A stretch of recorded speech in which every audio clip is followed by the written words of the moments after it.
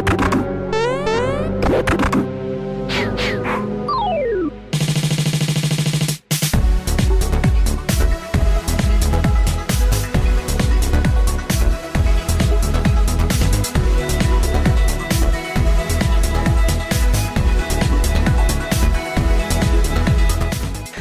and welcome to the Switchrpg podcast. I am one of your hosts, Gio, and I'm joined, as always, by Johnny. Not always. Not last week, okay? There was some miscommunication on our parts, both of our parts. Johnny was obviously doing other things, and because we didn't get to talk about PAX. We didn't, no.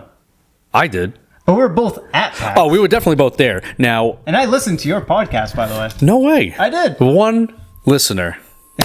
Nice. All three of you, and I got to see Evan, right? Evan, yep. Yeah, I got to see what Evan actually looked like. Yep. Handsome dude. Handsome dude. Now, with Evan, I actually did a podcast a long time ago, but it was all via webcam and everything. I actually got to meet him, so it was actually pretty cool. Yeah. Very cool. So we will talk about PAX. And you're doing it like almost like a restaurant style, circular table with a white cloth on I had a room reserved and everything. Yeah. It was beautiful. It was beautiful. Nice and quiet. Yeah, I apologize for not being there. No. Like I said, it was miscommunication. Yeah. On both of our parts. So yes, if this is your first time listening, this is the show from Switchrpg where we bring you the latest in the world of RPGs on the Nintendo Switch. This week, we are talking about, what has really been taking over the news as of recently. It's just been health concerns and cancellations and delays and health concerns. It's just been... It's been like disaster crisis mode right. all over the place. Everyone's losing money. Things are shutting down. Nothing's happening. It's just really affecting everything. And it's actually affecting the news flow about generally about the things we talk about here on the show. So big time. Yeah, it's just kind of sad to see. But first, what are you playing? What am I playing? I'm going out of order here. Yeah. Screw this thing. You are out of order, but that's fine. I haven't been playing anything. I played a whole lot of my board game at PAX East and other events, but that was so long ago. It was long ago. I still trying to play it. Changes and stuff like that, but I played a little bit of Langrisser demo. Okay, I downloaded that because that game visually looks like the kind of game for me. Right. And then I played it. It's not the game for me. It's not the game for you. Not the game for anyone. No.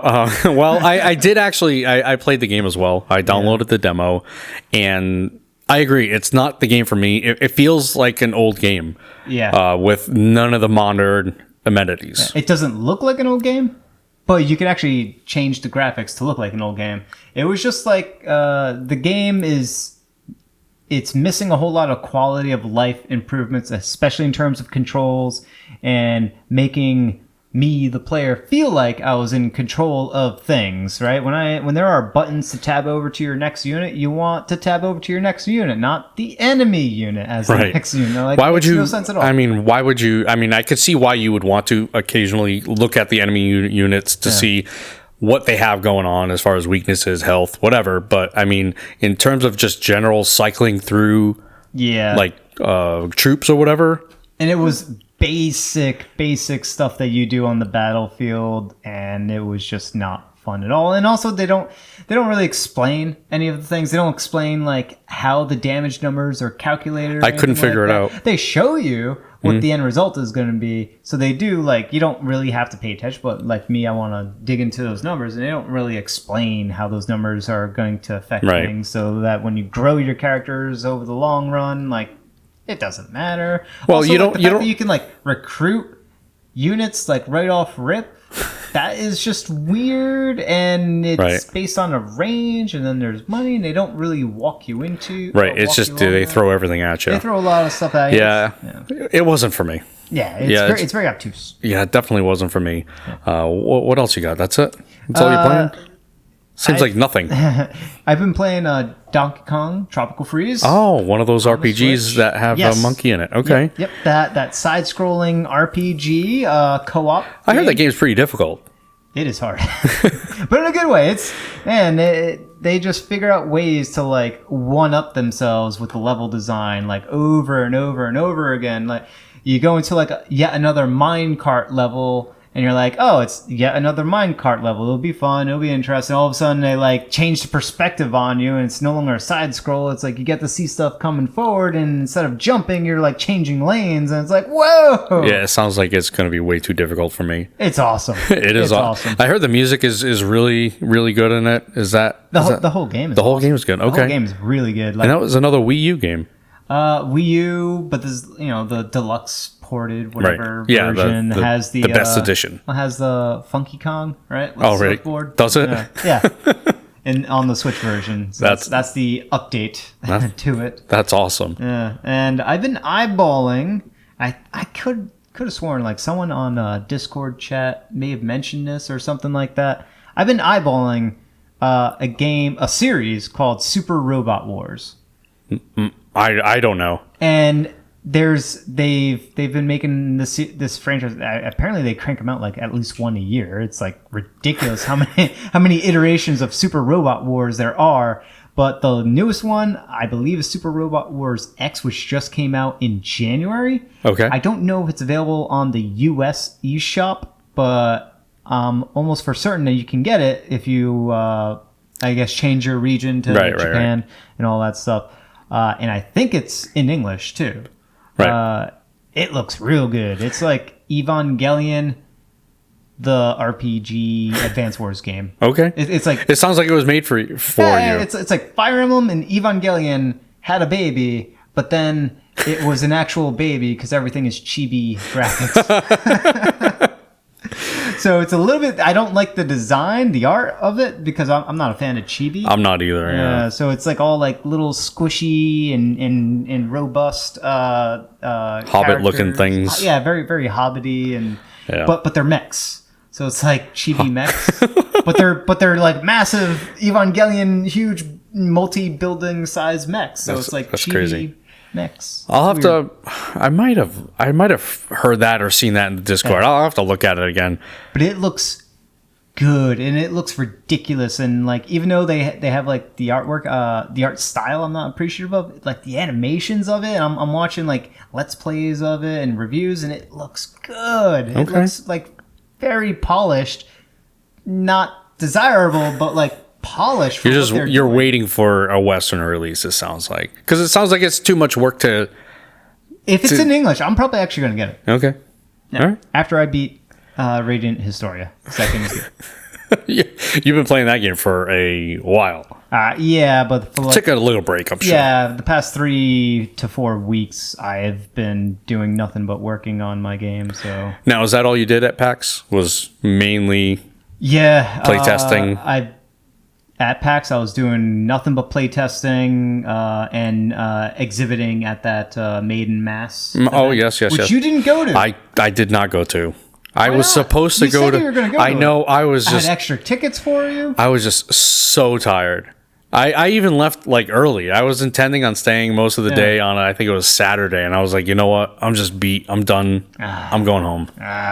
It was good. There was like I wanted to go to that event. One of the indie developers that my booth was right next to, they had, I guess they made like this big giant like Final Fantasy style like huge Buster sword. The thing was like 6 feet, and I guess you use that to play their game. What? It was something weird like that. It was like this. They were swinging around this big giant sword, which is kind of annoying because they were like invading my booth space a little bit. But when things picked up, they couldn't swing around that sword anymore. Right. So I don't know what they were doing. But it's like Guitar Hero and Rock Band. Yeah, I don't know Final if it was Fantasy. actually part of the game or a small element or a big element to their game, but they had that going on. And I gotcha. It attracted people, and that was good because that means more people towards my booth. Yeah. So I was appreciative of that. That's good. Yeah. That's good. So you didn't really get to play anything. It's kind of... I talked to... So there was a lot of designers in the area that I was at, but these were board game designers and stuff like that, so I was talking with them. Some of them would show off their game, and I'd take a look at what their game was. But for the most part, I had a pretty steady amount of people play testing my game. I had over 20 people play test my game. I don't know what the exact number is because I lost track, but it was like over That's 20 really good. people play testing. Very good results from that. So, excellent. Yeah. I will say, though, that this year... Stopped by? I did stop by. Yeah. This year, as opposed to the other years I've been there, the tabletop section Yeah. is invading the video game section. And I don't know if some of that's like Sony not being there or whatever, but that the tabletop section is just continuously invading there. I think it's the opposite. I think the video game industry is invading tabletop. I mean, look at the Divinity people, right? They have their own tabletop game. But it's a tabletop game, so that's what I mean. Like you're seeing a lot of like people. I mean, I was all the way at near the entrance, and there were tabletop games there. Yeah. That's what I mean. Okay. Yeah, no, the tabletop presence The is front of the exhibition hall. yes, the tabletop presence is tremendously big, and I think almost big enough where they could almost have their own event. Well, what better thing to have in a major celebration of all things gaming than to be able to purchase a physical game? Because purchasing physical video games today, isn't that great? It's not. Yeah, it's not rewarding. You're not getting something that's you're not getting a treasure. Right. Whereas tabletop gaming still respects the physical treasure trove that you get inside that box. There are interesting things in there that you just do not get, right? You get these manuals, you get these awesome illustrations, rules, explanations, things like that, the thank you sections, like all that awesome stuff that's in there. I agree. And I'm a tangible. I like to put my hands on things. So I'm always getting the physical versions of games, and now the collector's editions of video games, right? Pretty much where you get the good stuff. And it's just way too much. It's a lot of money. It is. It is a lot of money. But yeah, I think. I know PAX has an Unplugged, but I think having a PAX East Unplugged would make just as much sense. Yeah, PAX Unplugged was. So I was there for that with my game as well. That was in December in Philadelphia. Okay, so it's relatively close, I guess. But still, it is relatively close. But that's like more than half a year away now. So having a second PAX East, because PAX East is massive. It's one of their biggest ones, right? It's PAX East and West are their two biggest ones. Right. And if they could easily, because it's so big, they could easily do another PAX East Unplugged, as you said. Yeah. And that'd be fantastic. Yeah, I think they could definitely do it with the amount of tabletop games that I saw there. Yeah. Yeah. I would sign up. I'd get a booth. Immediately, I'd be like, "Yep, here's my booth." Boom. But what I've been playing, thanks for asking, is every time Divinity Original Sin 2. Shocker! I am almost done. All right, I'm in the final act. All right, of how many playthroughs? This will be like 2 3/4 once I'm done here. So I'm in the final act. Yep. Almost done. Okay. And then it's on to something else. I'm going to figure out what that something else is. I think, and I'm hoping that Trials of Mana will kind of coincide with that. Still a ways off, though. I know. It's a little too far off, but I don't know. We'll see. We'll cross that bridge when we get there. Radiant Historia, man. Man, I don't know. Radiant Historia. Or if it's May. I think it needs to be on the Switch for me to. Radiant Historia? Oh, yeah. Yeah, that would be nice if it was on Switch. Yeah, that's my main issue, because if I'm going to put in a lot of time, and I know that game takes a lot of time, I need to be on the Switch. Well, you have a 3DS. No, I have a few 3DSs, it's but like a Switch. It's not like the graphics you need to put on the big screen. Right, that's right. For sure. See, I run into this thing where my time is very precious, and when I'm playing games, I almost like to do it for the YouTube channel. So if I'm playing Radiant Historia, that's time away from, making content, essentially. Recording a Radiant Historia. Yeah. Now, if someone was to buy me a 3DS with a capture card. Oh. No. Okay. If someone was to buy me a capture, that whole setup, I would be more than happy to do that. It's kind of costly to get that capture card on a 3DS. Yeah, and 3DS is it's dead. Yeah. It's not dying. It's dead. No, I mean, actually, it is dead. The last game I played on it was Bravely, well, no, I'm lying. Bravely Second?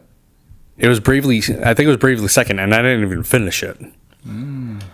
Wow. So it's been a while since wasn't there? Well, I'm sorry. It was a Xenoblade game. Link Between Worlds was probably the last one. Oh, that's even older. And then I'm lying again. Metroid. It was the latest Metroid game. Metroid 2, Return of Samus. No. Oh, yes. Samus Returns, Return of Samus. That is actually one of the last ones to come out. That was before Reading His Story, that was the last one I bought. That was the last game I played. I had to kind of go through chronologically. You're ending in a bang, 'cause that game was amazing. Oh, that game was really good. I loved all the things that they added to that game, and I think we've covered that and talked about all the. But Reading His Story came out, I think, after that. All right. And is a great swan song to the 3DS. I can't. Like I said, I can't do it. If it was on the Switch, no doubt I would do it. But in May, you're going to be playing a particular RPG. Oh yeah, Xenoblade Chronicles. Oh yeah. So when I'm done with Trials of Mana, Yep. I can jump right into Xenoblade Chronicles Definitive Edition. We should play Trials of Mana together. Okay. Because it is multiplayer. It is a multiplayer game. Now, what I don't know is if it's just local co-op or if there's some online component. Yeah, how that multiplayer works is very important. Yeah, if there's some online component to that would be tremendous. That would be awesome. I would love that. Yeah. And then you can blame me or I can blame you on making that save file progress so slowly. You're not going to hold me up. It's not happening. I won't hold you up. You're gonna just go right through that game. I'll just blast right through it. Just no, chew probably it up not. and spit it out. No, there's a lot to that game. I know that. It looks good. Now, I've also been playing Dark Side of Genesis. I actually started this game when it first came out, and I was kind of like, you know what? It's not my thing. It's not my thing. And then I got back into it, and I am in deep. You're in deep? I am in deep. They introduced so many new characters kind of as you're playing. It's kind of like a hub center. Still no loot drop or equipment drop? No, they do something. They do something a little different with cores. It's essentially like you have a skill tree, and you can put these cores to add like damage, like 10% damage, and the cores get better. They do get better as so that's the loot drop. Yeah, it is. I guess you can call it loot drop, but it's not always guaranteed as well. I guess. Yeah, it's kind of a so. Say for example, there's I forget what the enemy is called. Some flea-ridden enemy. You kill that enemy. Occasionally, you'll get a core. And you keep collecting these cores, and your core reaches certain levels and tiers. Once you get to past these certain tiers, you do more damage. So that's kind of how they work that a little bit. Can you merge multiple cores to make a bigger, better core? No, I guess that would make it different from a loot system. Well, how they work that is that in the skill tree, where you put these cores, you can either put an attack core, a health core, or something else core. There are 3 different cores, and if you match the core, you get a bonus. So if I put an attack core or in an attack socket, yep. I get another passive ability. So it's kind of how that works. Is there like a lot of sockets in there? There are. Yeah, there are. So if you get a bad core, like a core that is, let's say you're level 20 and the core is level 1, right? Obviously the stats are not that strong. Is it a throwaway item? Do you just... I haven't reached that point yet. Okay. I wouldn't even know. And there really aren't any level ups. There's none of that. Right. Yeah, there's no level progression. Good. It's basically, as you're progressing, your enemies get harder, and that's how you build your character. Yeah. What's so wrong with just get better? Yeah, and that's essentially what it is. You do gain new skills as you progress, and you have to just get better. Yeah, essentially. Gaining new skills perfectly fine. I love that. There's no strength, level defense, that sort of stuff. Level ups are a thing of the past. Those the old ways. Yeah, they're not bad. It's just they're boring. So again, thanks for asking. That's what I've been playing. So let's get into the. He can read my mind. Let's get into the news. Every time he says that. That's telepathy right there. So Trials of Mana, new additional gameplay has been shown. Now, here's my thing with Trials of Mana. I cannot wait for this game to come out. Thank you for that. My biggest issue with Trials of Mana, I'm going to ignore that. My biggest issue with Trials of Mana is that... Do we need a break here? Oh, we're good. We're good? Keep rolling. All right. My biggest issue with Trials of Mana is that they are showing off we're good. way too much. Yes.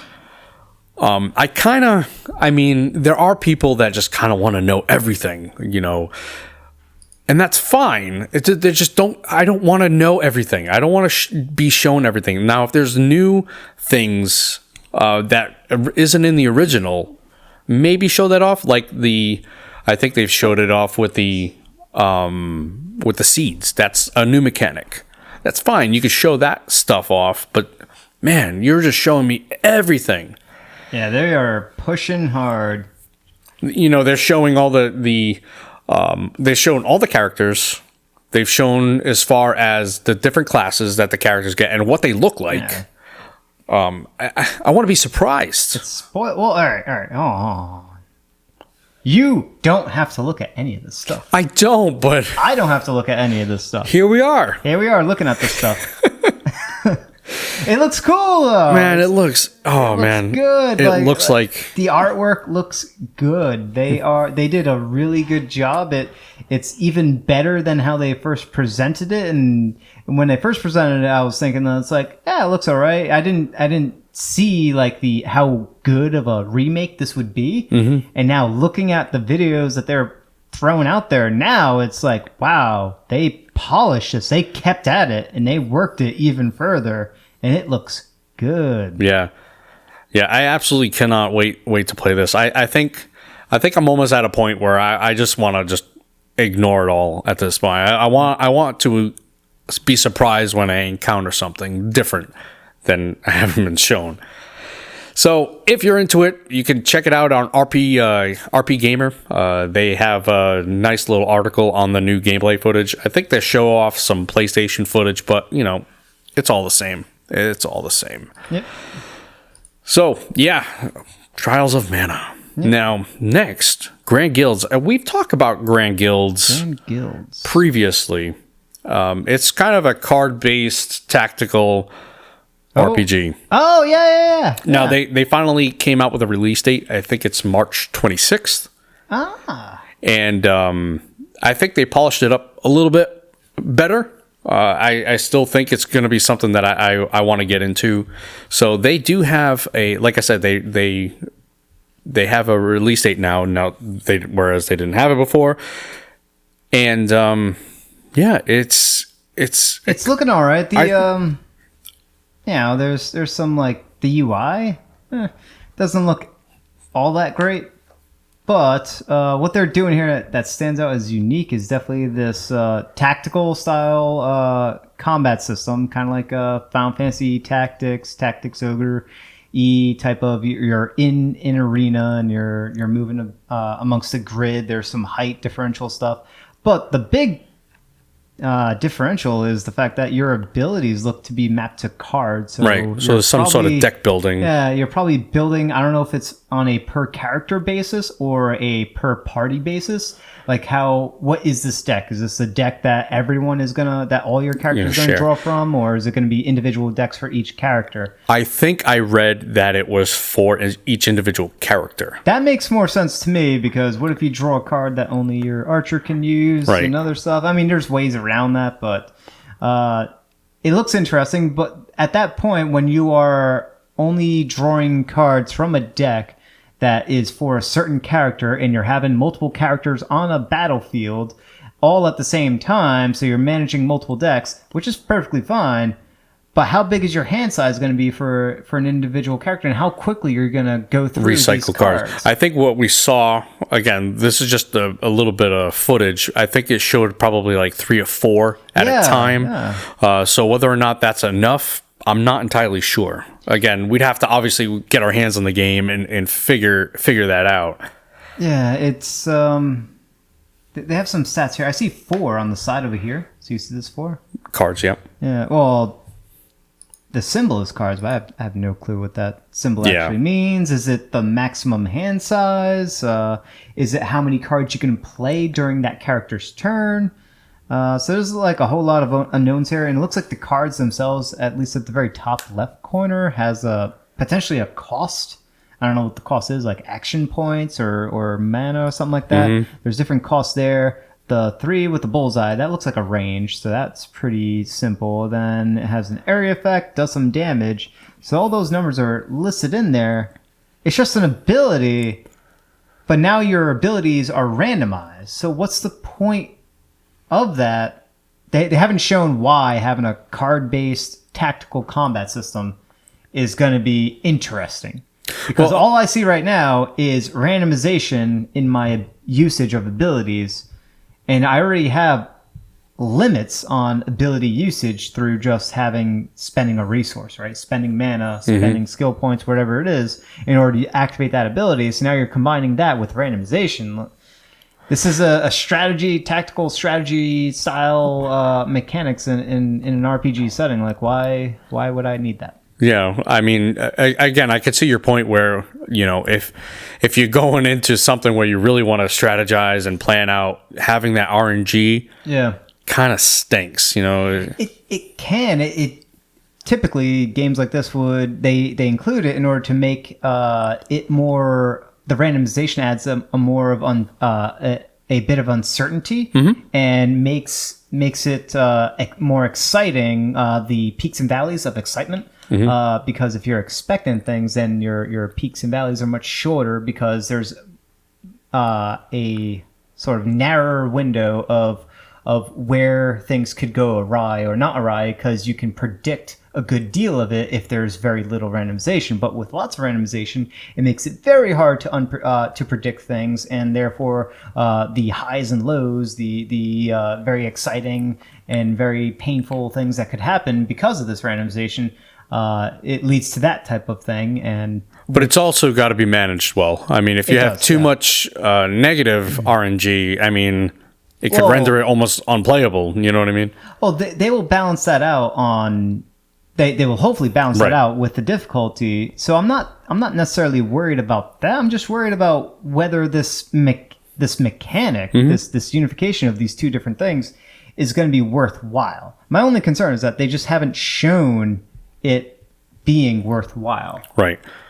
Yeah. No, I totally agree. I mean, they've really just shown kind of just like gameplay, no explanation, no nothing. So I mean, the one thing I can probably see is you can acquire cards. And since your character's abilities are tied to the cards, acquiring a card means a new ability for your character. So you can sort of enhance your character and change out your build with the cards.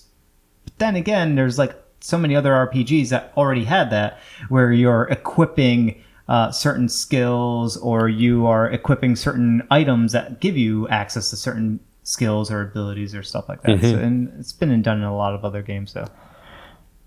But yeah, we'll see. We'll see. There's some hope and promise there, I think. It looks good. I'm keeping a watchful eye. Watchful eye. Now here's something that kind of disappointed me a little bit. Now, if you're a fan of mobile gaming, Nope. if you were a fan of mobile gaming, you might be happy about this. I was. Castlevania Symphony of the Night is available on smartphones, Android, and iOS. I have it. Yeah. I haven't played it yet. Because you know why? Why? I don't play games on my phone. Yeah. But why did I get it? Because it's Castlevania Symphony of the Night. I think why you got it is because it's $3. It was just $3. $3. Put that exact same thing. Now, now here's the thing. I totally understand the mobile market. The mobile market is huge. For whatever reason, unbeknownst to me, I don't know why. It just is. It's a moneymaker. Put that thing on the Switch. Put that exact same thing on the Switch and put it for $3. Charge 5 times the amount. We'll still buy it. And people will still buy the game. Still buy it. Charge 10 times the amount. We'll still buy it. Easy. I'm not gonna 10 times. But that's only $30. You wouldn't pay $30 for Symphony of the Night on the Switch? I don't know. I think 20 may be my maximum. 24. It's an old game. I mean, I don't mind buying the same game over and over again, as long as I've done one of it. the best games of all time. Yeah, I agree. Wait, last I checked, it's one of the best games of all time. It is a pretty damn good game. Now, come on, Konami, throw us a bone here. It's on mobile. I'm pretty certain it'll run on the Switch. I think so. I think so. So, it's kind of got me in the heart a little bit when I saw that, and I was just, man, the next step is on the Switch. You right? know what? I'm okay with it because there's already a Castlevania game on the Switch. There's a Castlevania game on the Switch? Yeah, it's called Bloodstain. Well, initially it was not so good. Initially. And I didn't play it on Switch. I played it on PS4. Okay, all right. It's a great game. It is a good game. I could see it being a good game. It is great. Okay, I had to give up on it because it just was not good for me. Yeah, it did. Have you ever gone back to it? I have not gone back to it. How far did you get in it? Okay, I probably got maybe 5 hours, 7 hours. Not too much. Right. It's about a little bit less than a 20-hour game. Yeah. So you got quarter of the way. Far. Yeah, quarter. I don't know. I mean, I absolutely love those types of games, so don't get me wrong. It's just, I don't know. It just didn't look good. There was some quirkiness to it that needed to be ironed out. It was all ironed out. I mean, I think it's been ironed out. I hope it's been ironed Maybe out. I just need to get back into it. You should probably just fire it up randomly. Was it a digital download? Yeah. Yeah, fire up randomly and just see if it plays, Actually, runs, and looks better. I lied. I got the physical version, and you know what? You know why it's useless? And I think I've mentioned why it's useless because I gotta read. The update is the entire game. They had to update it so much. It's basically I'm downloading the entire game. Yes. So that physical version I have is useless because there's a game breaking bug in it. So no matter what, I have to update it. I forget what it was, but there was it's a collector's item now. I guess, but there was essentially a not a game breaking bug. It was kind of like a bug where you couldn't progress. I guess you can call it game breaking. Either way, that is definitely game breaking. I ran into an issue when playing that game, and I thought I was in a game breaking bug. It was a bug, just not game breaking. There was a way around it. It's just I hit a sequence of events where it was supposed to like streamline your introduction to certain characters and certain events, and I did it out of order. Oh, so the game didn't like that? Well, I was kind of clueless as to how to progress next because I didn't trigger those events to connect the dots that I was supposed to go. Oh, I gotcha. That was supposed to go oh, I should go here. Because the story said so, and exactly. You just did things. So I got the cutscene that said to do the thing, and then that didn't happen because I went out of order, as you can do in these type of games. Right. You would think that, whatever. I don't know. And that was fine. I eventually figured it out. It was good. I wandered around the castle for 5 hours. It was all right. But you made it. Yeah, I made it. All right, cool. All right, yeah, Trails of Cold Steel. I kind of wanted, 3. I kind of wanted to talk about this a little bit. I actually was able to play this at PAX. They had a NIS America had a. I feel like they only had one screen for this game. Where I know there are a ton of people that absolutely adore this game, love this game, and I can see it. I want to see it because it looks. I think it looks really. It could be really good. Now, here's my thing. Number one, this is a directly after Trails of Cold Steel 2. So therein lies one of my issues. I need to play those. How do I play those games and jump into a third iteration of a game? It just makes no sense to me. But from what I understand, the Trials of series is, and there's a couple of different iterations of it, and the Cold Steel one is more so the 3D iteration of the franchise and is its own standalone thing. But if I understand it correctly, this team likes to have these big, immersive, well thought out worlds that continue as the sequels get cranked out. And I believe the 2D, the sprite based characters, it might have been sprites in a 3D world, but those versions of Trials of something, not Cold Steel, but of something else or something like that, those had this big giant world that was very continuous, very epic, but very elaborate, and continued the story. So you had to play the previous ones in order to play that one. Is that the same thing with this iteration of the Trials series, Legend of Heroes series? I'm not entirely sure. I do know that it's almost a direct continuation of Trails of Cold Steel 2. Before I put my foot in my mouth, you would never. I want to make sure that it's called the Legend of Heroes series and not the Trials of series. The Trails of? Yeah, Trails of. Yeah. Well, here's another thing. This is kind of really what I wanted to talk about. Like I said, they only had one Switch playing this game. It did not look good. It looked like it didn't look HD at all. It looked like it was not running well at all. In what way? Frame rate? Resolution? Resolution. It looked blurry. Ooh. It looked blurry to me. Was it on screen or on handheld? On the screen. I did see somewhere, read somewhere that it looked better playing handheld, which again makes sense. Yeah. But when you put that thing on a screen, on like a monitor or whatever, it just looked bad. It didn't look at all good at all. And this is the version we're getting. I'm kind of disappointed. And I thought this was like a big release for them. And to have only one or two, I think maybe booths or places to play this, it's just, I don't know. I don't feel like they're behind it at all either. Yeah, sounds disappointing. So the franchise is called Legend of Heroes. The Legend of Heroes, and then some sub-name. So there's Trials of Cold Steel, which are the more recent iterations. There Trails of Cold Steel. There's also Trails in the Sky, which I believe is the one I was talking about. That was more fantasy-based world.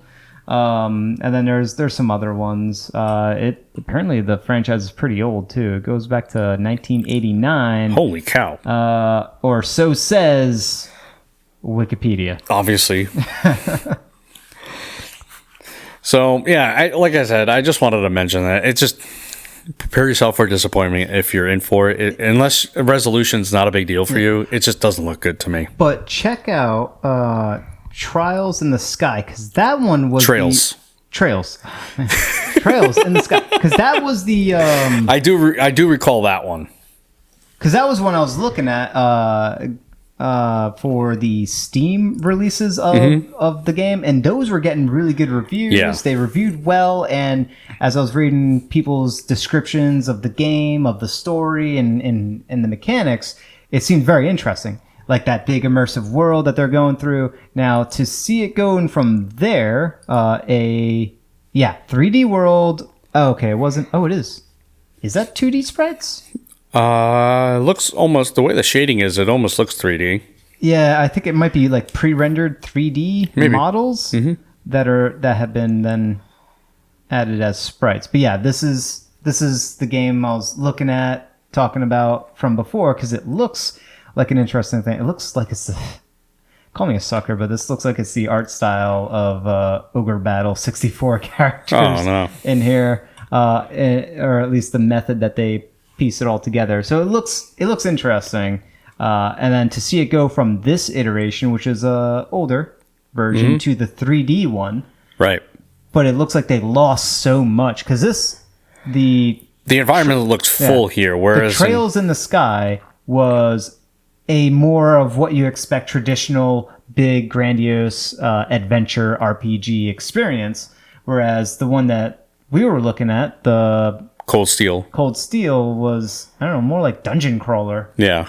And less filled with interesting stuff. It's a little different.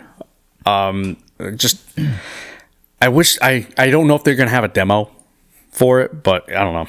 It just didn't impress me, where I thought I was going to be impressed with the amount of talk that this game got. But anyway, moving on, more news. Again, this is a little bit. Now we're getting into the crux of everything. Yeah. So Reggie feels the Reginator. Yeah. He's joining GameStop board of directors. What is he doing there? Is he saving a company? Okay. Is he trying to save the company? Now this is his thing, right? This is his bread and butter. I just thought he was just done with everything. He's just going to teach a few classes, retire. But he's back. He's back into the video gaming world. He's on the GameStop board of directors. Now, he's obviously he's going to help them somehow, some way. I mean, what do you see him doing there? Before this news, and I think it was probably going back like a year and a half or maybe 2 years ago, when GameStop where their stocks start to tank. Start closing stores and they started closing. Yeah, things like that was probably about 3 years ago, but then things really started to get bad about 2 years ago or a year and a half ago, and it's just been getting worse and worse and worse. But what they've been saying is they want to change their direction and turn these stores. Yes, they're shut down a bunch of stores, but they wanted to turn them into sort of a place where gamers can get together. Hangouts, exactly. So with that in mind, seeing them pick out Reggie makes sense to me, because Reggie is someone who likes to relish in the celebration of gaming. So this seems like a really smart, very good play. It gives the good feels. For me, it definitely gives the good feels, because everyone loves Reggie. Who doesn't like Reggie? Right. It's like a teddy bear. And it seems like it's the right person to align with that type of direction that GameStop mentioned that they wanted to go into. It seems like this is the right person to take them forward in that direction. Right. Now, will that work? Will that direction work? I'll tell you what. It wouldn't work for me, and I'll tell you why.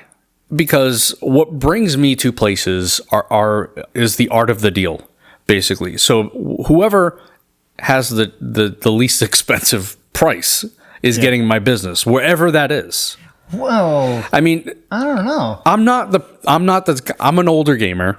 I hate that word, but I'm an older person who plays video games, right? Yeah. I'm not the type of person who's going to go to a GameStop to hang out and say, "Hey there, fellow kids." You know what I mean? I'm just not that kind of person. So that I'm not their target audience. Well, here's the thing: it's not that type of GameStop. It's different. There's couches, right?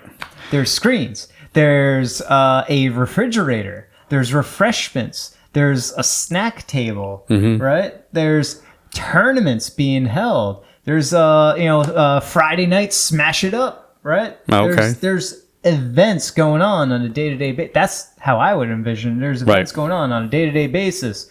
There's no gaming whatsoever, just a bunch of people, theater style, watching a big screen of some major esports event. Right? The next StarCraft tournament is on the big screen. It's like, everyone get together. We're going to watch, we'll have it on a projector and just kind of we're gonna watch our event room. Some pro Zerg player win again. No, maybe something like that would bring me there. But like I said, I think that the target audience for something like that is probably a little bit younger than what I am, and maybe I'm wrong in that. I hope I'm wrong in that, because I'd like to see something like that thrive. I think something like that, especially for for these young kids, I think that would be awesome. Yeah. A cool place to hang out. If it's not your buddy's house, why wouldn't it be there? But also, if you ever, it could spawn more multiplayer centric games or local multiplayer centric gaming. And that's what I was actually gonna mention that because he's from the Nintendo world, or at least his latest time being with Nintendo was all about that. Oh, yeah. They were all about couch co-op games, or being together, being active together, whereas a lot of Sony and Xbox, it's all online interactions. I would struggle to count on just one hand how many exclusive PlayStation or exclusive Microsoft games were had local co-op. Or local multiplayer. Yeah, the last ones I remember playing, again, I was more Xbox. I did play a lot of Halo split screen, but but the last few iterations of Halo are not split screen. No, they're not. They got rid of it. Or at least Halo 5 was not split screen. They got rid of it there. I don't know if it was on Halo 4 they got rid of it. No, I think it was in 4. I think it was in 4. 5, yeah, so they got rid of it in 5. All right, that's 1, right? I know, but still, Halo is not really known for being a couch co-op. It's more for their online. Absolutely, it is. I think it's more for their online experience. It is for along with Destiny and all those other games. But the single player campaigns, campaign playing, that was there from day one. The first Halo game had that. But once again, that's just one game, one exclusive. Whereas Nintendo, you can easily count. They launch with multiplayer local co-op games, right? Look at the Wii U and what that launched with. Right. Mario Odyssey co-op game. I mean, it's not Super Clips, right? Was a Yep. co-op game, but on the Wii U they launched with Nintendo World, right? Mario 3D World. No, Nintendo World. Oh yeah, okay, yeah. And that was a weird multiplayer game. Right. Just purely, multiplayer, local. You had to be there. You had one person was on gamepad, everyone else was on a Wii controller. So, I mean, how much of an impact did he have getting a lot of that together? I don't know. He was definitely there during the Wii U era. Yeah. So maybe he, GameStop sees him as a unifying force of gamers, and that's what they're using him for. Yeah. We'll see how it goes. All right. So, first up, what? I'm going to slap and indicate that we are going to put things on pause. And I'll change the battery. Okay, makes sense. So back into the rumor mill. Yeah. And we mentioned that this is a recent one. This is a recent one. And I think I give this one a lot more credence because I think a lot of bigger names or bigger people are behind this one. Is that there's going to be an indie direct for next week. Yep. And then the following week, an actual Nintendo Direct. Yep. As says the rumors, as reported by Gematsu, and Gematsu apparently is reporting it based on VentureBeat. So, like I said, there's a lot of credence behind this one here, and there's been many rumors about it upcoming Direct, and essentially they were saying it back in February. Now, here's the thing. They were saying it back in January. Right, even then, yeah. But I think what's been happening is that this health concern that's going on, especially out there in Asia, it's just been pushing things back and delaying things, and people are all they're just working outside of their norms there. They're not in their studios. They're not in their offices anymore. They're just kind of everywhere at the point. Nintendo earlier said that their employees can work from home. Right. But everyone would love to work at home. I would love to work at home. It's not the same.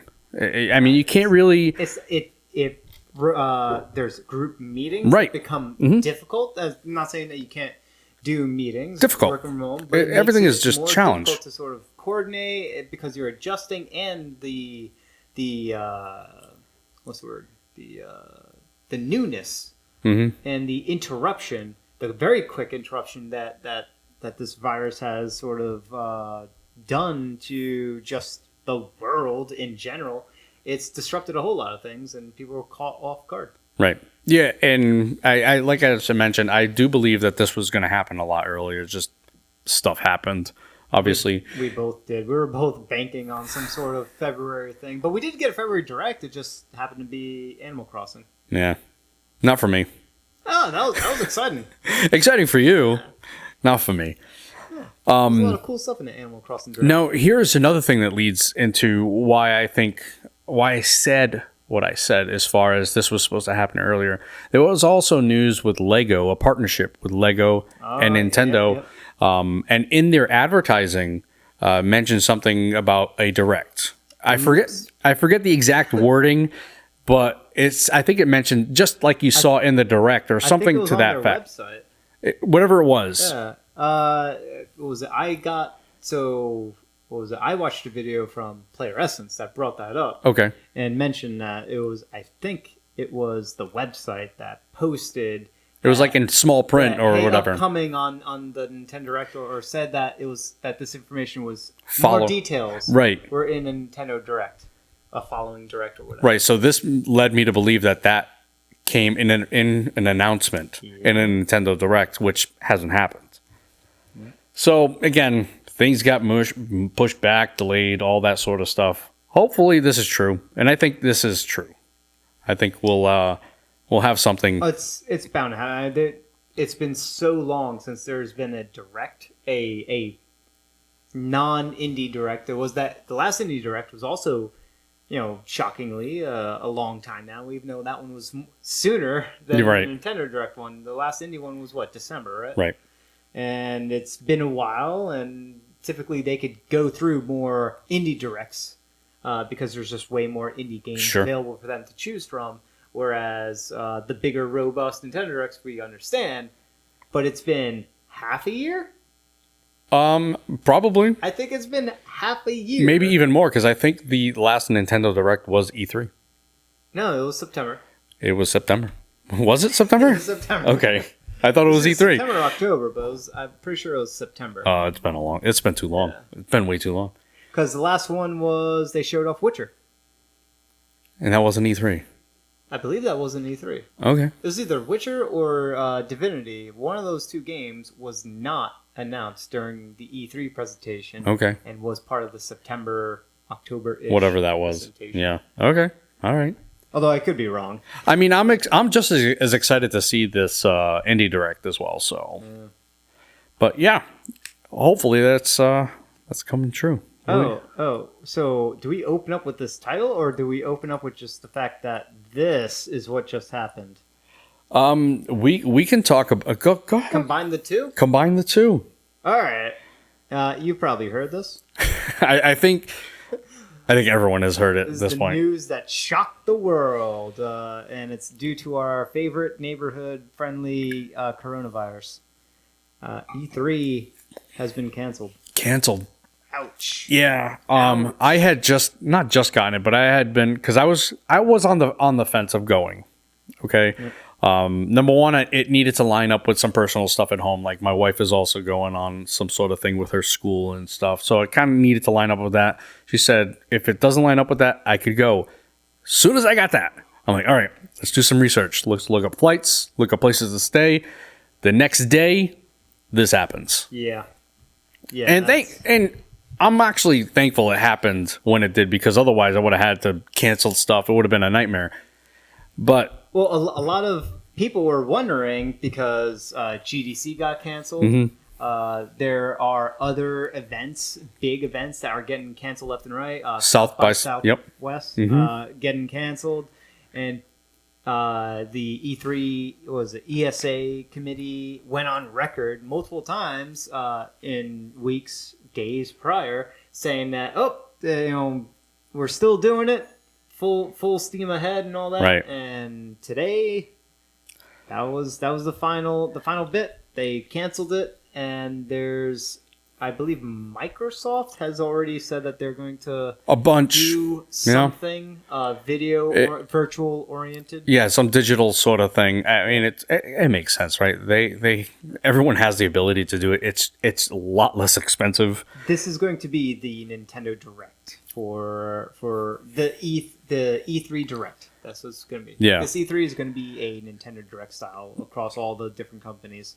But here's the thing, though. With E3, it's awesome to see any new releases, new announcements, but that's not all it's about. It's actually, initially, it was more about publishers, developers, all these people behind the scenes getting together, showing products off, selling products, things of that nature, collaborating, all the things that we see, all things that are done behind the scenes are no longer going to be. I mean, that's still kind of possible in this day and age to kind of, I guess, you can Skype meetings, that sort of stuff. But to have like face-to-face meetings, that's what kind of E3 was initially for. Yeah. And then it kind of turned into what it turned into. But now that aspect is no longer there. So E3, it's going to hurt a lot of people. Yeah, E3 has always been a blast to watch. Mm-hmm. So getting into like the thick of things, being there, I've never experienced. You have. Mm-hmm. I've never experienced. But it also didn't seem like I wanted to experience that type of stuff because I would miss out on things. Right. Just from PAX East, right? I missed out on so much PAX. I was there. Right. You were there and you still missed out. 4 days I was there and I still missed out on pretty much all of it. Yeah. Yeah. It is a different experience, I think, being there. Yeah. As opposed to watching it. It's like I said, it's very, very different. Yeah. My big concern is that because I do that whole week of E3, it's like a celebration for me. I make sure that, all right, it's now Saturday, time to not watch EA's presentation. Right, okay, yeah. Sunday, time to watch everyone's it was almost like sit-down viewing. Like, you knew when things were going to happen, and you were kind of prepared for it. Last year, Sunday, I believe Sunday night was Bethesda. I'm like, all right, let's see Bethesda apologize for all the problems that they messed up, and they didn't. Interesting. Right, so... It's just going to be different. We're going to all have to have the digital kind of, which is fine. Yeah. I think that's just as easy as as a spectator, just to watch that stuff. Well, I just hope the coordination's there. Because I still want that, 1 week, Right. less than 1 week's time frame of just diving into consuming all of this information. Now, because there is no physical E3, there's probably going to be less information altogether, and potentially more condensed. The opportunity to sort of condense that information into a more easily digestible format, right? We don't have to wait for people to walk across stage, Right. talk about something, and maybe Things go wrong. You don't need the whole show either. Like Exactly. PlayStation had done in the past with some that- Just Dances or whatever. or the terrible interludes that they did. Yeah. Oh, they had that. Yeah, the experimental thing they did. What game was it? Was it Sekiro that they did that with? They did their last E3 presentation was 4 major games. Right, and they all went The like. Last of Us. It was the Ghost of Tsushima. That's what it was. Yep. Spider-Man, I think. I don't know, but I remember it was like some sort of experimental thing where everybody had to get up and move and like go to a different place and whatnot. Oh no, it was Death Stranding. I forgot what the 4th one was though. I don't know. Forgettable for me. Death Stranding and one other one. But you're right. I think if they were to do it in some sort of fashion where it's in the same time frame as E3 and just kind of see that, but that's kind of a hard thing to do too. So they're all going to fight for times and when to do things. I want mine prime time, all this baloney. They're still going to have to fight for that. Yeah, So it's just going to take a lot more coordination to do something like that. Is the ESA going to... I mean, if I were the ESA, I would continue to talk to each of these companies that are supposed to be there, right?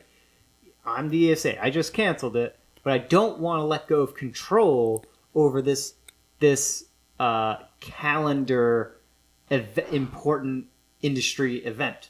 So what I would do is I would coordinate with each of them and say, we're going to do it virtual style. Send us your recordings, and we will highlight it and present it in a way, in an organized way as well, so that no one steps on each other's toes, and we can have countdowns to the next major production, and we can sectionalize in between each major press event.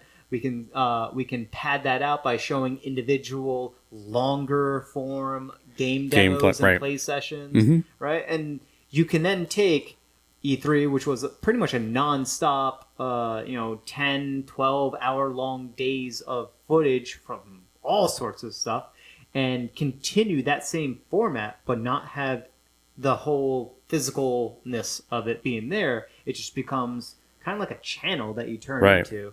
Right. Television channel for all those of you who are too young for that. I think something like that, obviously they'd have to change their mindset, their mind frame, but that would be greatly appreciated, and I think could be done. I don't see why not. Because the industry still needs that E3 spotlight. Yeah. Whether it's E3 or something else, but having that big, giant spotlight on all of these companies sharing all of their major information and celebrating all of these things all at the same time. That is very important. So hopefully the industry can work together nicely for a pseudo E3. Just a week, guys. Just a week. Yeah, just give us, don't spread it across a month. Right. It doesn't need to be a marathon, right? I'm fine with 2 weeks. But more than that, that's a little bit too big of a stretch. That's too much, because I know people who would take days off and whatnot just to do this. That's what I... That's what you did? Yeah. That's what I do. So, I mean, like, this is a big deal. This is a really big deal. It's just fun. Like, you wake up in the morning, it's like, yes, this is, E3 day 2. It's like, all right, time to see all this awesome stuff. So, like you had mentioned, GDC canceled, obviously E3, South by Southwest, and then you have Gamescom coming up over in Europe. What are they... Like, all the eyes are on them now. Yeah, what are you guys going to do? And Nintendo commented on E3's cancellation, and we have their comment in front of it. We're not going to read it out, but I think an interesting part about the last bit of their comment is that they're talking about industry events for the foreseeable future may be unattainable. Right. So this is not going to be the last major game industry event that's going to be impacted. Like I mentioned, Gamescom. There's Gamescom a lot of after them. E3, and that's even bigger. Mm-hmm. That one's definitely canceled. They haven't mentioned it yet, but it's... You know what they did do? I overheard this on Kind of Funny. What's that? They opened up ticket purchases. Oh, really? Yeah. Oh, no. On the same day that E3 was like... Well, I mean, E3 had made ticket purchases available as well. Yeah. Like a few weeks ago.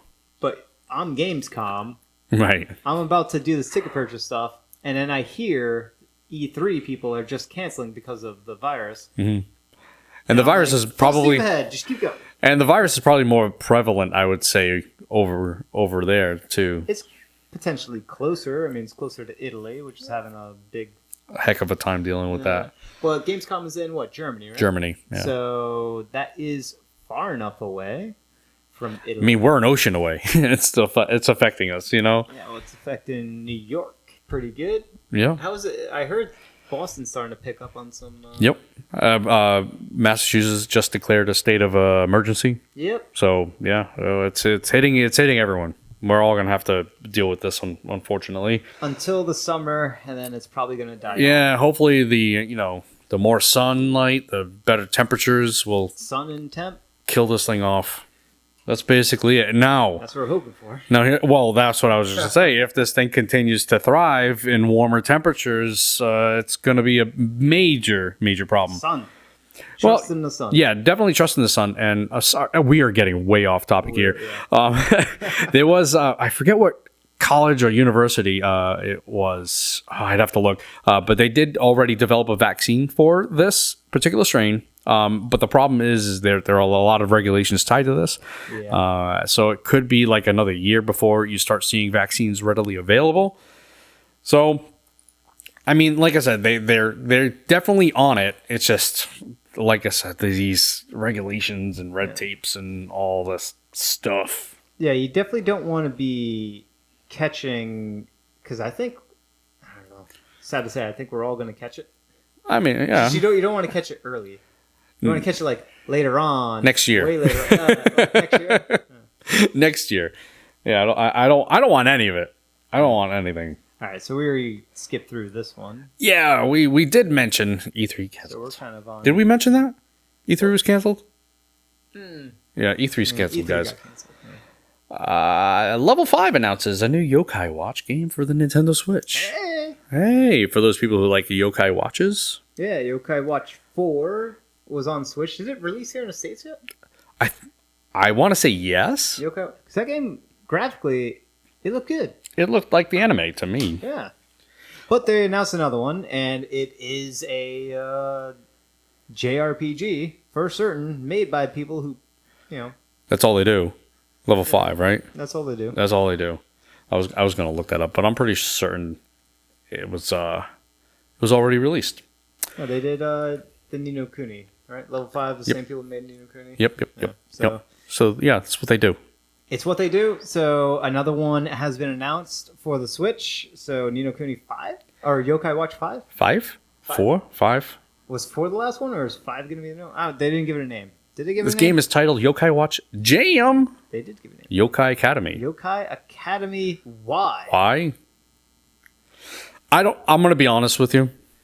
This yokai thing totally escapes me. Yep. I don't understand the naming convention. It's Pokemon, but with ghosts. And I spirits. totally the whole thing just I can't even wrap my brain around what Yokai Watch is doing. And they're, like I said, they're naming conventions. They just totally screw me up. Totally. Yokai. Like, so again, I'm just gonna say this again. The game is titled Yokai Watch Jam Yokai Academy Y. I don't know. You yokai people, you guys, school me, please. I think they just have a contest to see how many like obnoxious game titles, like how obnoxious their game title can get in Japan. I don't understand it. Hey, whatever. It's like a challenge. Right? It's a challenge. And then they have like the sales numbers, and then whoever has like the most ridiculous title with the sales numbers to back it up. There's an aggregate scores here. Yeah.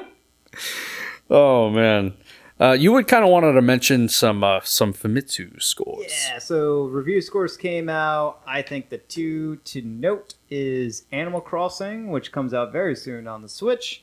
Got a 38 out of 40. That's pretty dang good. That is pretty dang good. That is a 9.5 on average. 2 reviews were 9s. 2 reviews were perfect 10s. So Nice. Animal Crossing gonna be good, potentially, according to Famitsu. And Neo 2, which I am a fan of the Neo series, got straight 9s. That just came out or is about to come out this week. And I don't know. Yeah. That's the PlayStation world.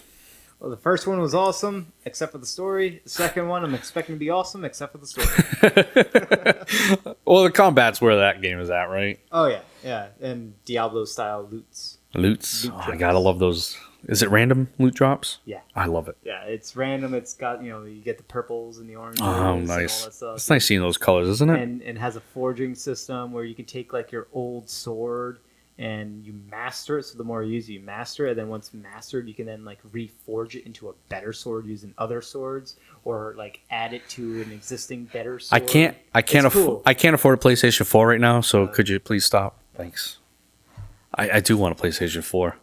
Neo's good. The story is awful. So my shopping list is a 3DS with a capture card Yep. and a PlayStation 4. I can't believe you went this entire generation without a PS4. I did. That is crazy. I did pretty, yeah.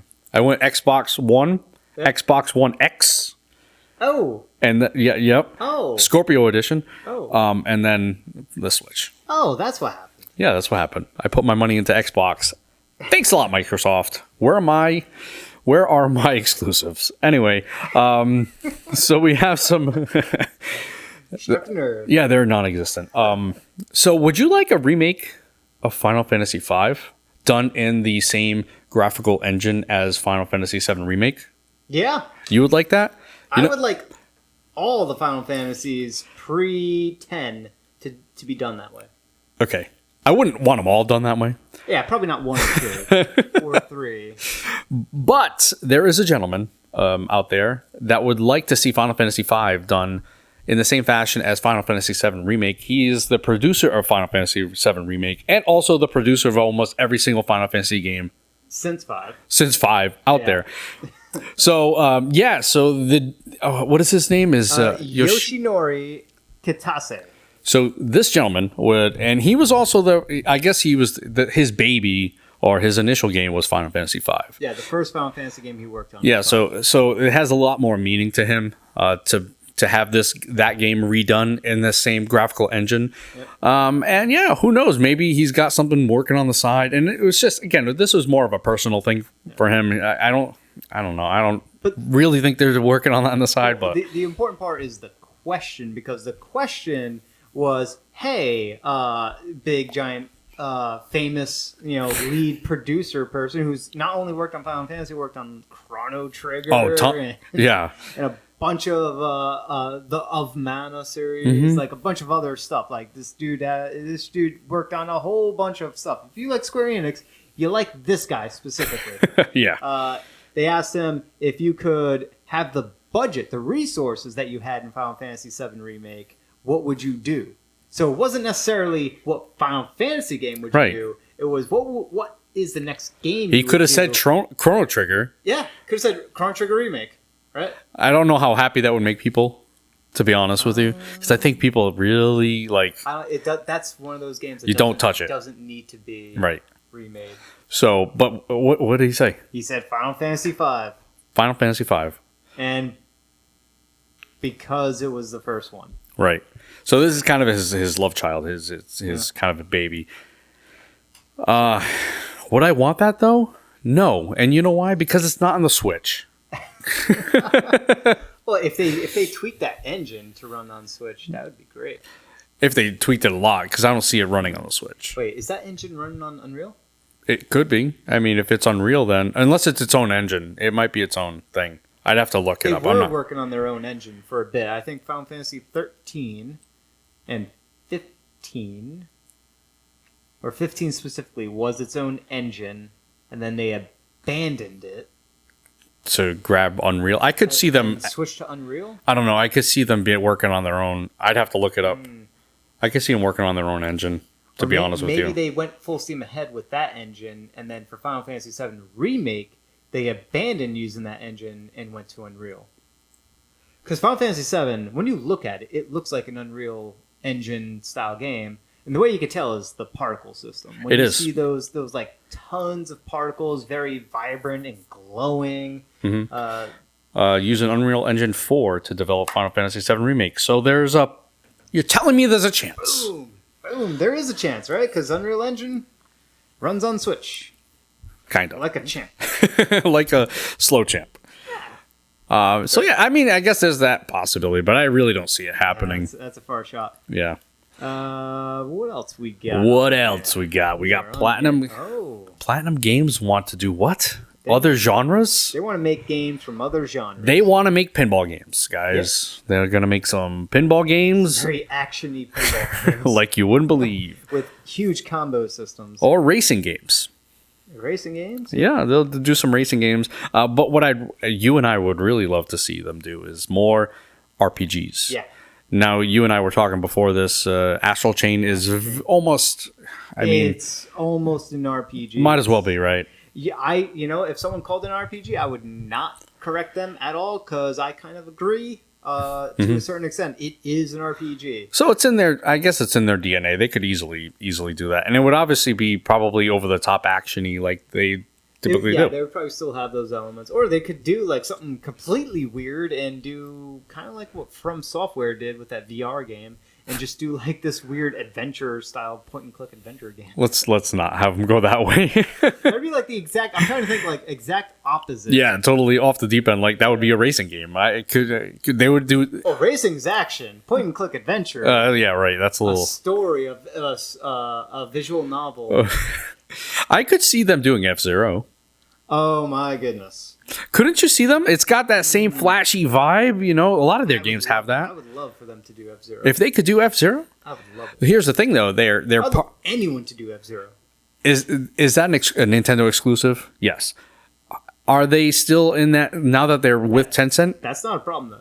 Okay. They've already Astral Chain is a Nintendo exclusive. I understand that, right. But now that there were their post Tencent acquisition, right? But they already had Platinum work on Star Fox Zero. Okay. For the Wii U. Right, but what I'm saying is now that they can publish their own games. Right. What they're inclined to do. Mm-hmm. Right. Yeah. Well, yeah. Now they can just put out for whatever. Yeah, do they want to work on other platforms, or do they want to start making their own IPs? Mm-hmm. I would say that they'd probably want to make their own IPs. As there is a far shot. I tried. Yeah. I tried for you. Got my hopes up for nothing. But don't bring up that name in vain. But I could see them like that. Seems like a game that they would do. Maybe they will do some sort of like space racer type of thing. Who knows? That would be great. Who knows? It'll be the F-Zero that you always wanted. Do you think they would do a first-person shooter of any sort? I hope not. Because that is sort of like the when I think Japanese-developed games, the first thing that comes to mind is not that. It's not that at all. Not that at all. I can't even think of a single Japanese-developed game that was a first-person shooter. Mirror's Edge? Is that a... No, that's EA. That's EA, okay. Mirror's Edge? Mirror's Edge. It's not even a shooter. Is there even a first-person shooter that is developed in Japan? There has to be. There has to be, right? It's not probably a mobile game. It's probably mobile, or probably not good. Yeah, right. Oh, man, wow. It's like the Achilles heel. If I was Platinum, I'd see that as a potential opportunity. It's a challenge. A challenge. There you go. Yeah. You can't say it's Metroid. You know what? It is such a challenge because Metroid Prime 4 was supposed to be that, and they failed. And they had to go to the Western developers, OG Retro. Oh boy. Maybe they're working, they have this DNA, this Metroid 4 DNA that they were working on. They're just going to totally shift it into their own thing. It's going to be some sort of sci-fi first-person thing. Who? Platinum. Oh, Platinum wasn't working on that. That was Namco, I believe. Oh, okay. was assisting. It was Nintendo internal, Right. with assistance from a couple of other companies. Yeah, I don't and remember think who it Namco was. Partially assisting in that. I don't know. Well, We were like speculating so hard. big time. Yeah. Big time.